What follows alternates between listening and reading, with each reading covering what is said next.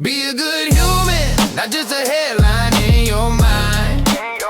Go beyond the hustle, where your real reasons hide. So I think today what we're going to do is we're going to go right into a major hurdle that we had at the beginning when we were first starting off. We went from being a sales rep to taking that leap of scariness, Right. leap of Faith? faith, leap of challenge into starting our own company. And I remember the day I came home and I said, I think we're going to do this. It's kind of nervous, wasn't it?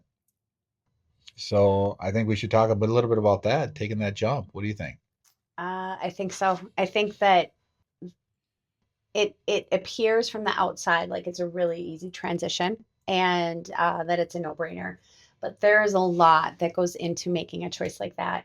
And one of the biggest things that hits you right off the bat is you suddenly become responsible for not only your own well-being and your finances and your goals and your dreams, but everyone that takes that leap with you and joins you, suddenly you feel overwhelmingly responsible for their families, for their well-being, for their kids, for their calendars. And it's a lot to mentally process. And when that responsibility level hits you, it it takes you to a different place.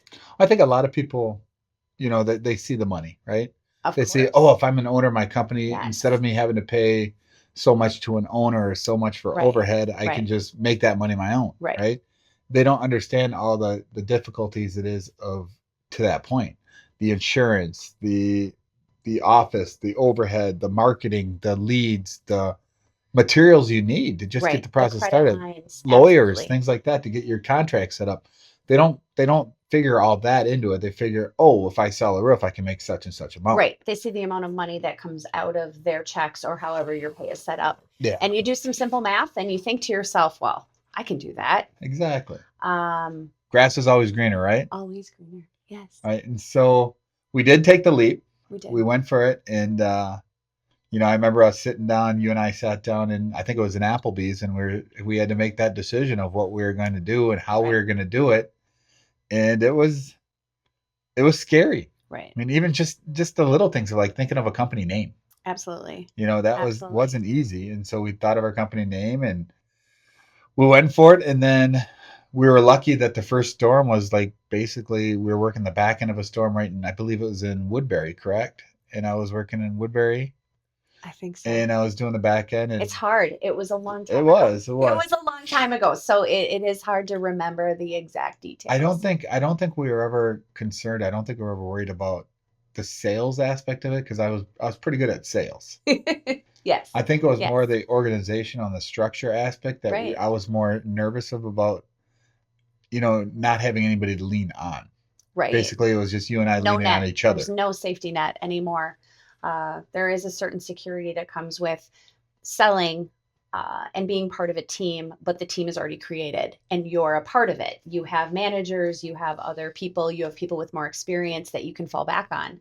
And all of a sudden, you take away that safety net, and it's a scary thing. It's a reality check. I think the biggest thing that I think I was most scared of, and actually reality is now 27 years later, it's probably the thing that was the strongest thing is those people that came aboard and were with us when we first started off. I mean, we treated those people as family. We treated Absolutely. those people as part of our company. Right. That when we first started in, we were so nervous that not only was it our responsibility as now owners of a company for us, but it was our Mhm. responsibility as owners of a company to take care of those people that are our sales reps, our production managers, our people like that The took that risk crews, with the us. crews, you Yeah, feel a sense of obligation that yeah, now if you obligation. That's fail, the word. Yeah, it's now if you fail, you're failing so many people. And that is a weight that you very much have to take into consideration. The mental load that you carry for that, the physical toll that it takes on you, and you suddenly realize why owners of companies they don't sleep. well, there's a And reason why most companies last 3 to 5 years and then they're right, done you because there's a mental load price tag that that you you can have only to pay endure. for so long, and it's a lot. So you worked the back end of a storm, we believe. I mean, I think I it was don't in Woodbury. remember exactly. And then we were storm driven. We were weather driven. Insurance work, almost dare I say 100%. Now people got to remember this was back before they had hail trace and before they had all these other swaths and things like out there that told you where exactly to go to. There were no smartphones. You watched NOAA on our TV, like on cable TV. He'd watch NOAA. And they'd tell you where the storm hit, right? Because it had to be a decent sized storm to hit. Absolutely, and we would print out the hail reports. And the maps to show what size hail, where there was wind, and what NOAA reported. And that's what you went off of. That's what adjusters went off of. We didn't have all the technology. So it was like a MapQuest situation. Google it if you don't know what a MapQuest is. But we had to... Well, I remember our first one was after that storm was completed, we had half of our staff that was down in Chicago working and half of our staff up here trying to work back and forth in those areas. And then when that storm subsided, then I basically had to jump in my vehicle and try to find the next storm. So he literally chased the storms, and we started with a small circle, like a small radius, and you just expanded. So off of the printouts of the hail that came through, he drove 5 different cities all over. You went to multiple states in one day, zigzagging around. There was no tracking him, so it was waiting for him to call. But I went to this storm, I didn't see the damage. And I went to this storm and I didn't see the damage. And that was talking to people. And it was driving through hotels, driving through parking lots, looking at damages, seeing if leaves are on the ground, driving through car dealerships. I was going to say car dealerships to see if there was hail damage. These are all old school dinosaur tricks. Seeing if there was hail on the vehicles at a auto lot. Seeing if he could find a roof that he could skitter on unofficially. I've got some great examples of how I got on top of roofs when I'm not even from there. It was great. But like trying to find not necessarily a homeowner, but is there a roof somewhere on a building somewhere that like maybe you could... apartment complex, jumping on a detached garage was a big one. Like scooting on there real quick and trying to get a feel for, is there any damage here at all? And then deciding, do you keep moving on? So that is a process of days and days and days of just trying to find it. And the further your circle goes, the further you're traveling, the more nervous we become, the more desperate you become, the more the weight of a company and keeping it alive and afloat for sure really comes into effect. And you ended up being over a state and about, I want to say 6-hour drive. Yeah, it was about a 6-hour drive. Yeah, I'm going to say 6 hours. Between 5 and 6 hour drive is where you landed. That you finally reported, I find the hail. I can see the damage. It was a small town. A few small towns. It was probably a couple towns that were 10 to 13,000 people total. Right. And so he reported back like, okay, I found a spot. There's not a lot of contractors here. It's a smaller community area. There's several towns potential. So here's where I'm at. And then we had to... At the time, we didn't have very much money. And so me staying in a hotel was a big deal. Yes. So I had to pull into a hotel and get a 3 or 4 day stay at a hotel. Like negotiate a rate. And as he is crossing state lines, now I am on the back side of this pulling licensing requirements for that state. So I'm looking at, and that is a slower process back then than it is now, but looking at their license requirements. And then as he's going and I'm watching him on a map, not a live virtual map, but an actual map where he's journeying to, looking ahead. And as soon as he's reporting and saying, I found this community, I think I could do work here. I'm pulling up permit requirements. Do we have to be bonded? What do I have to do to get everything on the other end set up so that he can start working? And then taking into consideration the travel and where are you going to live? Because 6 hours one way is not a go down for the day sort of a thing. So we had to essentially assess setting. Well, not only where I'm living, where's the sales reps going to be? All of the sales reps that we felt very responsible for. And if they got on board to trust us and to then make this journey where were you going to stay? How were you going to lead them? Crews, suppliers, that's all back end things that I had to look at was credit lines and crews, not the crews, excuse me, but willingness to travel. How far away were the suppliers, the permits, the licensing requirements from the state, all things and logistics that had to be sorted through while you are sort of setting up the most temporary shop possible to just test the waters. I'll first couple days down there, I probably for 14 hours a day would get out in the morning and hang flyers and knock doors and do the best I can as far as, and we're in the time period of back then where people didn't understand what storm damage No, was. we didn't have the social media. No. So most doors you get slammed would be saying you're scamming me. Yeah, we don't even know what you're talking about. Right. This is a scam. Da. Also, things that were hurdles were out of state license plates. Yeah. That was a very big deal. Phone number? Phones. So back then, when you got your cell phone number, there were limited numbers, the area codes and the first set of numbers, and it was you were assigned them where you had them. So even where we are now in Western Wisconsin, you got a number out of Minneapolis, St. Paul, because there wasn't the availability. So then what we had to do, because people did not want a number that was nowadays it's no big deal, but back then had numbers from everywhere. But then I had to find we had Nextel, Sprint, whatever, and I had to get in touch with someone there locally and set up all new phones. So we had to order new cell phones with new phone numbers in order to have local numbers. It wasn't a multi-line per phone process back then.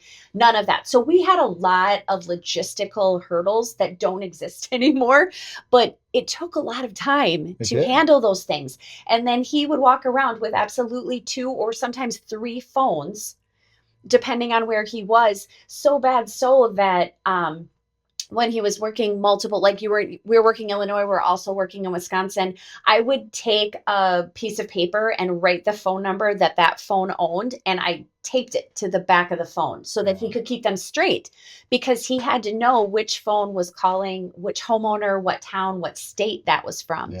And those were all logistics that were really hard to balance, very costly, truthfully, just to get set up, because we had to make our circle so big for survival. Well, let's go. I mean, with all those hurdles that we had to roll through, now let's talk the actual sales part of it. Right. Because now that's the money spending. We're spending that money to get set up. Right. Right now, there's no money coming in from that storm to make it, see if it's worthwhile. Right. And so I'll never forget. I sat in that hotel and I was hanging flyers and knocking doors and doing all the things, and it was 3-4 days into it. I wasn't getting a good response, and I was calling you saying, "Hey, I don't know if this is the right storm." I'm not getting anywhere. I was down there by myself.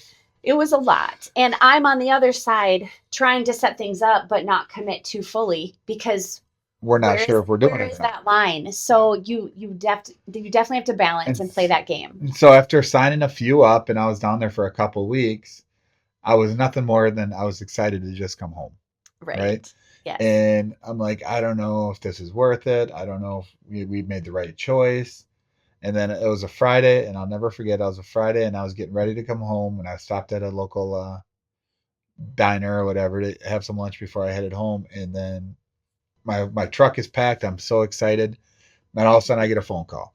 And I get a phone call from my first insurance adjuster that's going to show up on Saturday. So that means I'm down there for another day or two. So wasn't happy, but understood that's a sacrifice I had to make. Yes. And so then I drove back to the apartment or hotel. I think it was hotel. Hotel at that time. I didn't have apartments yet. Hotel at that time. And, I spent the night again, and I met the adjuster, and I got everything approved on the house, and went to the next door neighbor once I got it approved and signed them up. And then it just kind of started to snowball from then. Right. And that's when I came back that Sunday or Saturday night, one of the two. And I said, I got my first one approved, signed up the next door neighbor. I'm going to give it another week. And then it came back down that next week. And that's when I started to snowball a little bit more, and I Right. started picking up jobs here and there. And once I got the approvals and once it started going and people understood that it wasn't a scam Right. and they understood that, yes, this is a process, this is Because how it works. this community at that time Very tight knit. had never really had hailstorms come through, or the concept of having your roof Insurance. replaced with insurance. And there was maybe a local contractor there that had been there for eons, but it wasn't And they had no something, idea. right. It wasn't something, the niche of working hail, Yeah. working in insurance claims was not known. Exactly. And so, and the quantity that the hailstorm coming through had created, there's no way that one local Could have handled all mom that. and like mom and pop would have ever handled. So it was just a very different mentality. And It these is. are talking about these things and about some of the struggles that used to happen and the technology and the things that have changed that make it easier. That kind of goes to answering the question, is it easier now or then? Well, that's why I These always are all tell. details people don't even know about, that we went through, like to crack open this industry. The dinosaurs had to do all of these things you would never think twice about now. Exactly. I mean, you couldn't run through an appointment in 10 minutes. I mean, from measuring our roofs to doing all the things that we had to do back then that they don't even think about now. Right. You know what I mean? Right.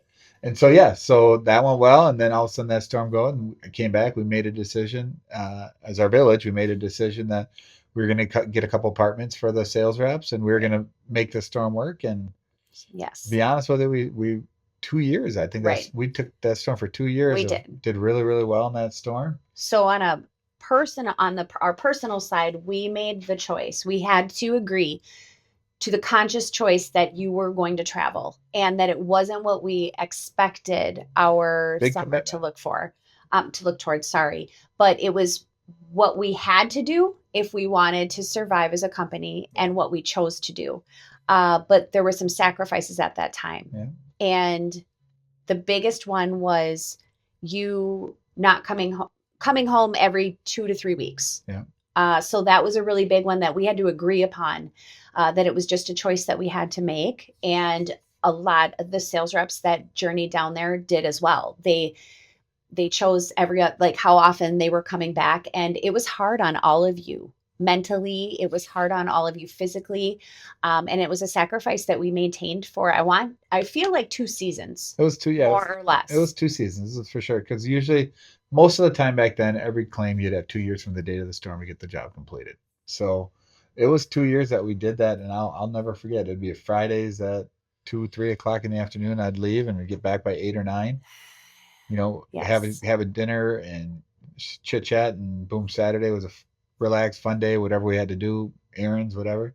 And I'll never forget Sunday afternoon, evening. You know, I have to turn around. Well, around lunchtime, you'd be packing up your things, and then you would always say, I should probably just leave now. Then I don't have to drive in the dark as much, kind of a thing. It was a struggle. I mean, we had a lot of.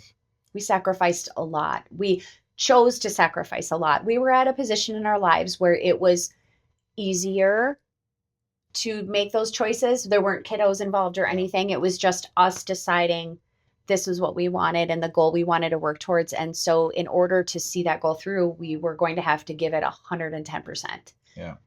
And you're on board, which is huge. Is a lot of relationships, a lot of marriages, that wouldn't work. No. That'd be hard. That'd be a hard struggle for a It lot is. of people because It's all a mentality. and when I would get home, I'd basically disrupt your house. That was a battle. You know what I mean? That was the hardest part. That is a very valid. You know what? Until right now, I forgot. Oh, well, I shouldn't have brought that up. My bad. Now I'm kind of upset. No, I forgot. Oh my gosh, that was a huge battle for us. It was a huge battle because I'd come home on a Friday, and she just spent the last Monday through Friday with her. 2 weeks. Well, 2 weeks. 3 weeks. Well, you'd have your routine. You'd have your routine of how the day was going, how things were going, and how the house ran, how I kept my house, the order I did things. I got. Oh my gosh, I'm getting all upset. I'm getting all worked up. But how I lived my life, because I didn't answer to anyone. I'm going to go to the store. I just did what I needed to do. Well, you gained a big sense of independence during the time. So I lived as a single person, truly, and I took care of what I needed to, and things were where I left them. And then you would come home every 2 or 3 weeks and completely disrupt everything. Destroy my schedule, my routines. Oh my gosh, that was a huge battle for us, wasn't It it? was. And Oh I my just, Lord. all I want to do is just come back and just decompress and not think about anything, where And you were I literally made it harder for you you at destroying home. my world. You Yeah. destroyed my world unintentionally. And that was a battle that we had. And wow, we had to work through that. And that took some time because truly something like that, we didn't know Well, we didn't realize. what we were battling about. I just knew I was mad because he was destroying my world and everything I had done for the last 2 weeks, because he was putting things in the wrong spot, or he was doing things out of order, and that didn't work like that anymore, or I didn't do it that way. And I was very accustomed to how I functioned. Well, I just don't think we realized the depth of you being upset because I'm disrupting Yes. things. I'm being upset because all I want to do is just relax for 2 days. Right. And so I don't know how long it went on before, you know how something is bothers you, but you maybe don't identify it and you don't realize it. And then something else happens and it gets set It off, just but you snaps. don't realize that the buildup had been happening. That's what happened. I can't imagine how long it took us to finally figure out.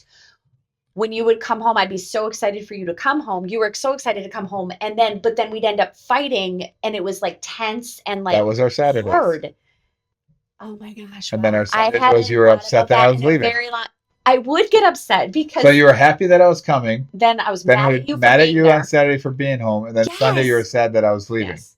That was the hardest part for me, and just trying to understand that, because I'll be honest with you, I'm not a very complex person, and I didn't understand the three emotions that we were getting every couple weeks, and It I'm was a like, cycle.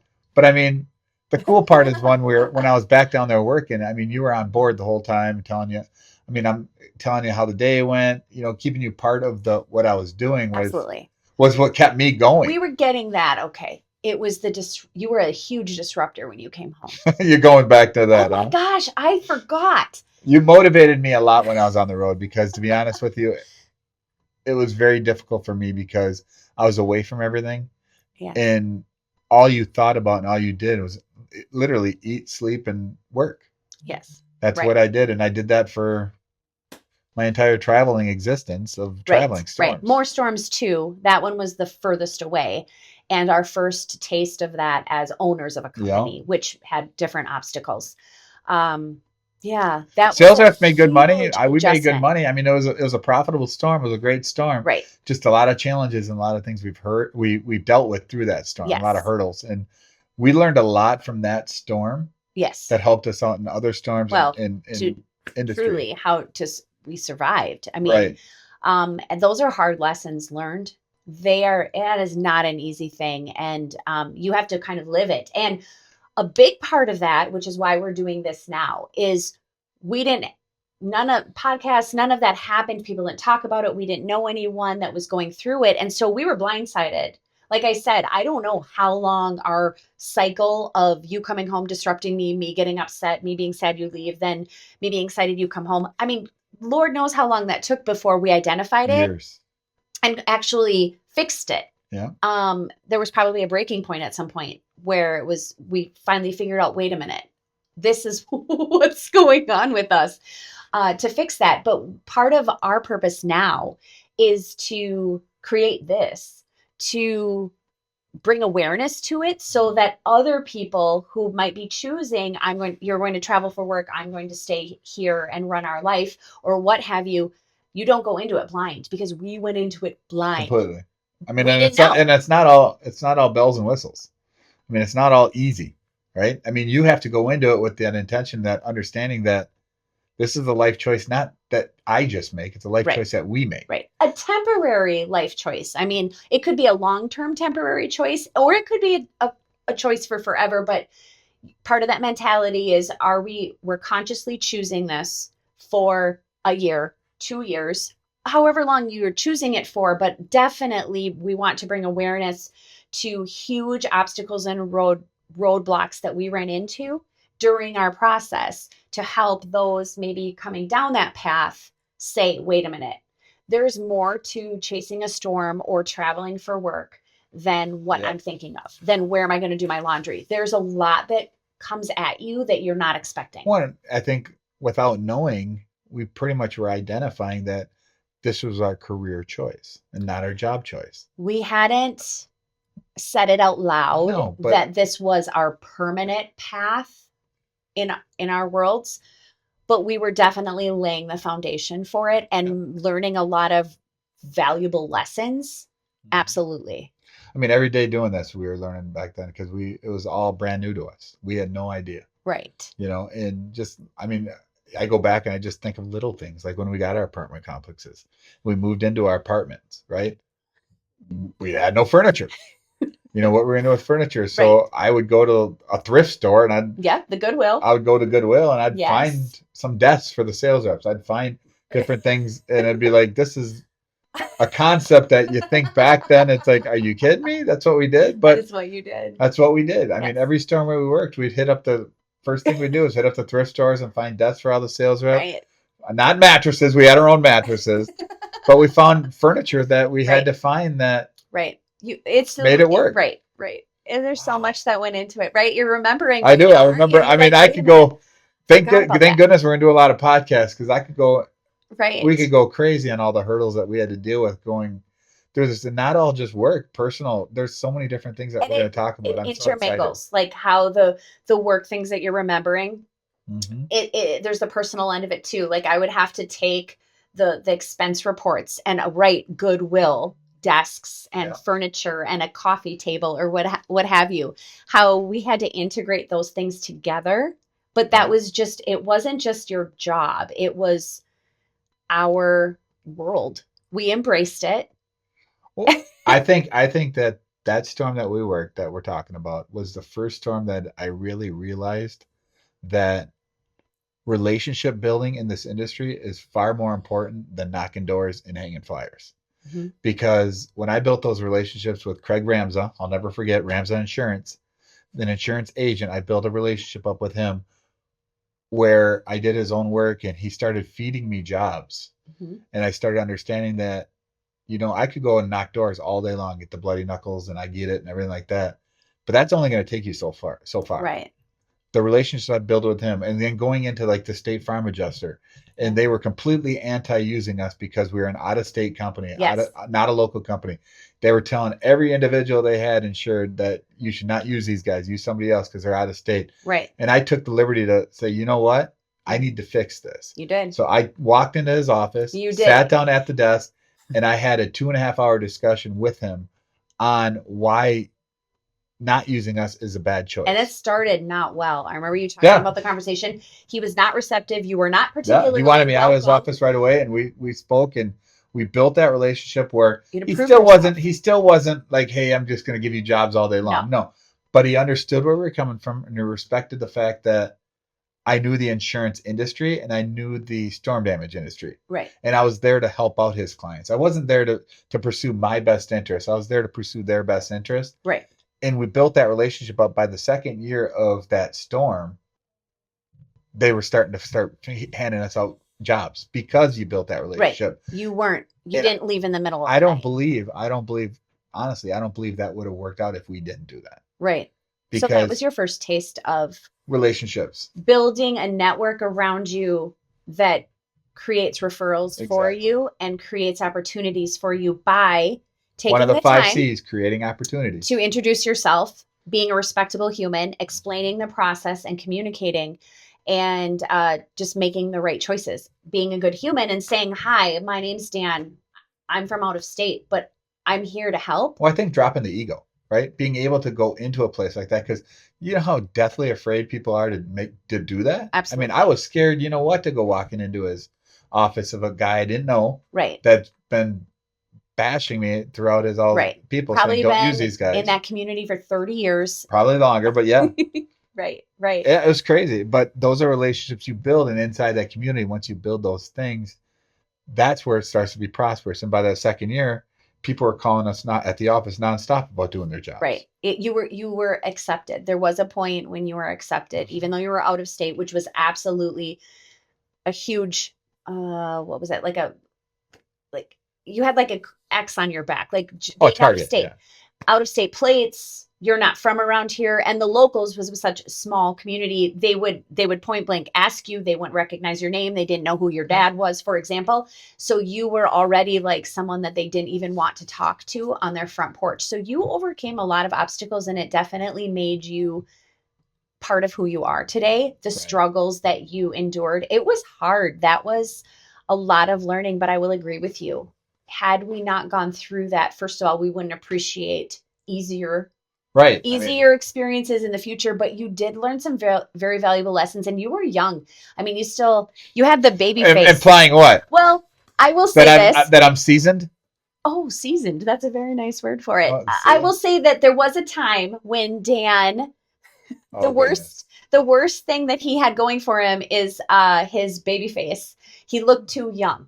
And so he had a hard time because in contracting and construction, there is this sense of you must know what you're doing the older that you are, which isn't accurate, but it's there. And so the baby face and the young buck did not serve you. Yeah. And so you would tell me, if you wanted to look older, you would say, I just wish I looked older. I just look too young. And now you know what that problem is. Now I'm a seasoned dinosaur. Right, little seasoned dinosaur. Oh my gosh. But no. It's part of who made you. And when we talk about things, and before Dan goes and presents or is on stage, I like to remind him of many things, to remember all of the people that created you, that you are a Frankenstein of so many people, insurance agents, insurance adjusters who were kind enough to take that young buck under their wing and teach you a couple things. And we are forever indebted to them because they truly created you. And so I'll remind him when he's going to go on stage, I want you to think of Scotty, and you want to think of Ayub, and I want you to think of Harrison, and I want you to think of these people that took that spunky young kid who did not know anything about roofing and didn't like the heights so much, and they had mercy on you for whatever their reasons were, and shared with you some information, taught you a thing or two. And then you just became this like snowball effect of all of these humans in your life that had a little bit of kindness and took some time to teach you a few things. And now look at you. And then I send him out on stage to do what he does. Yeah, do right by them. There you go. Do right by them. Well, hey, I just want to say thank you to everybody for joining us on another Go Beyond the Hustle podcast. We're just sharing our journey. Just sharing our hurdles, sharing our life story through this podcast. We appreciate you guys jumping on and listening. You can find us on all the social media channels. And remember, always be a good human. Thank you. Ooh, be a good human, not just a headline.